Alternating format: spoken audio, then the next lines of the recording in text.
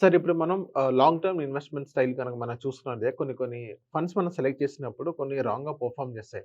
So, మనం ఎక్కడ తప్పు చేస్తున్నాం? మనం ఏదైనా ఫండ్ సెలక్షన్‌లో తప్పు చేస్తున్నామా? లేకపోతే సెలెక్ట్ చేసిన ఫండే సరిగ్గా రాంగ్‌గా పెర్ఫార్మ్ చేయట్లేదంటారా?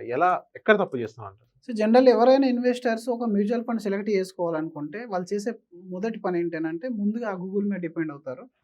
అంతేకాకుండా మీకు మనీ కంట్రోల్ గాని, గ్రోలో గాని కొన్ని రకాల రికమెండేషన్స్ ఉంటాయి. కొన్ని ఫండ్స్‌లో ఇప్పుడు even 5 star, 4 star rating funds కూడా చూస్తున్నారు. జనరల్‌గా అది మంచిదే. అండ్ కొంతమంది చాట్ జీపీటీ మీద కూడా డిపెండ్ అవుతున్నారు ఈ రోజుల్లో.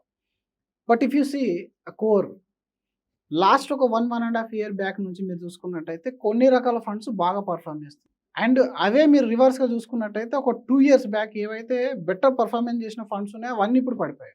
ఇప్పుడు మీరేం చేస్తారంటే అప్పుడు 2021, 22లో పిక్ చేసుకున్న ఫండ్స్ అవి డ్రాస్టికల్‌గా రివర్స్ వచ్చేసినాయి. దాని తర్వాత అప్పుడు వరస్ట్ అనుకున్న ఫండ్స్ ఇప్పుడు మళ్ళీ పైకొచ్చేసినాయి. హ్మ్. దీని అర్థం ఏంటంటే స్టైల్ ఆఫ్ ఇన్వెస్ట్‌మెంటింగ్ అనేది మీకు తెలియకపోవడం. ఫండ్ మేనేజర్ యొక్క స్టైల్ అనేది మనకు తెలియాలి. ఫండ్ మేనేజర్ యొక్క స్టైల్స్‌లో మీరు బ్రాడ్‌లీ 3 కేటగరీస్ ఉంటాయి. Value, growth, momentum.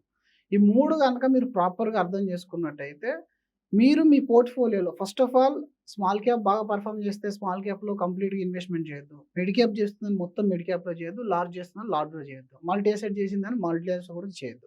మీ ఇన్వెస్ట్‌మెంట్ అనేది ఫస్ట్ ఆఫ్ ఆల్ మీరు రూ. 100 ఇన్వెస్ట్‌మెంట్ చేయాలనుకున్నప్పుడు safety portfolio like we say core portfolio అని లాస్ట్ ఎన్నో వీడియోలో నేను చెప్పాను. ఆ కోర్ పోర్ట్‌ఫోలియోలో మీరు అగ్రెసివ్ ఇన్వెస్టర్ అయితే 80% వరకు ఈక్విటీకి ఇవ్వండి. లేదా మీరు మోడరేట్ అయితే 50% వరకు ఇవ్వండి. మోడరేట్‌కు అగ్రెసివ్ తేడా ఏంటనేది కూడా మీరు మార్కెట్‌లో ఎంత కరెక్షన్ తట్టుకోగలుగుతారు. ఫస్ట్ ఆఫ్ ఆల్ అది అర్థం చేసుకోవాలి. ఎంత రిటర్న్ మీరు ఎంజాయ్ చేస్తారనేది కాదు. మార్కెట్ 5% కరెక్షన్ మీకు ఓకేనా? 10% వరకు అయితే మీకు ఓకేనా? మీ పోర్ట్‌ఫోలియో 20, 30% పోయినప్పుడు కూడా మీరు కంటిన్యూ చేయగలుగుతారా? దీన్ని బట్టి ఒక అసెస్‌మెంట్ చేయాలి. చేసిన తర్వాత లార్జ్, మిడ్, స్మాల్‌లో ఈక్వల్ వెయిట్‌లో మీరనుకున్న ఈక్విటీ పోర్ట్‌ఫోలియో అనేది పెట్టుకోవాలి.